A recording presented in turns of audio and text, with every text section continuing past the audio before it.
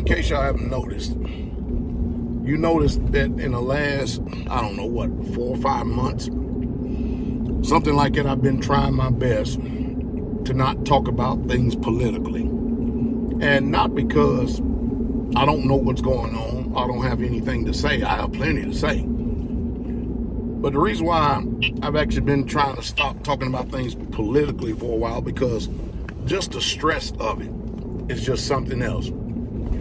Yeah, I'm going to talk about the Ukraine situation here for a second. You know, we have a war on children in this country, meaning that we have laws in this land where an unborn child doesn't stand a snowball chance in hell for survival. We have a war on drugs. We have a war on the streets. We have a war on morality. We have a war on virtue. I mean, we have a war on lies. We have a war on religious liars. I mean, every time you turn around, you look around in this society right here, there's a war about something. And we have a war on poverty. We have a war on homeless. I can go on and on and on and on and on. But I can tell you this right now. We will never win on any of these fronts as long as we keep selecting these same old wicked politicians. Biden, Joe Biden, that's a laughing stock of the world that ever was.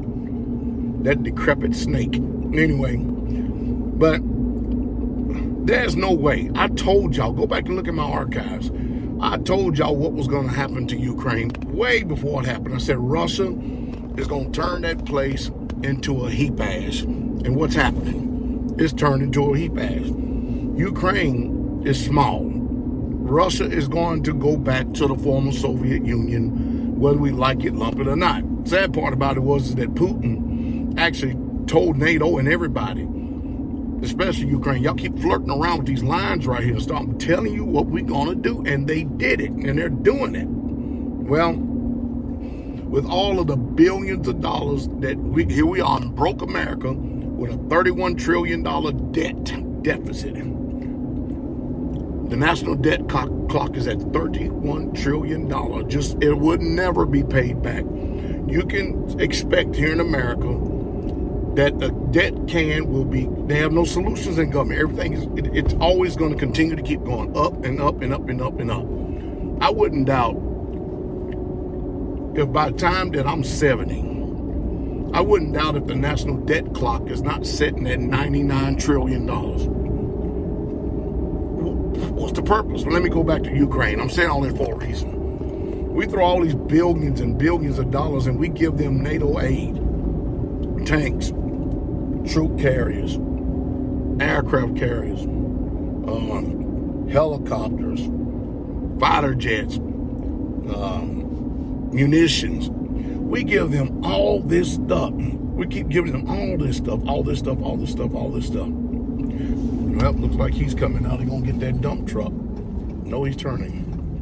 Well, anyway, to me, it is literally appalling how that Ukraine is not even in NATO. And America is throwing billions of dollars at them like as if we have it to give. We don't have it to give.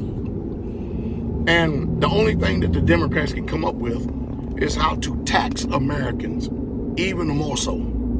How to tax us at every end. I mean, if you try to get on social media and try to make money, they come up with ways to tax you. If you try to use an app that's going to benefit your stuff, they want their hands in that cookie jar. They want their hands in your pocket at every end that they're doing. They always got their hands in your pocket because it goes back to my old saying, what I said before. If I said it once, I said it 1,000 times. Government cannot produce nothing. It only takes. And now you can't even say nowadays, check it out.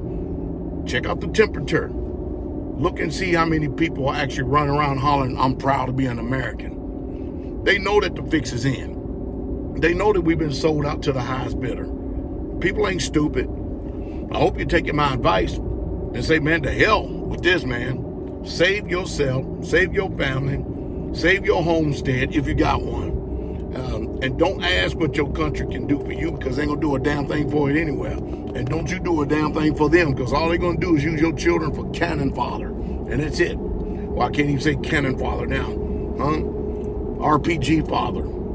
That's all they're going to be, just RPG fodder. That's it. But listen, if you're going to preserve your family and yourself, invest in yourself and yourself only.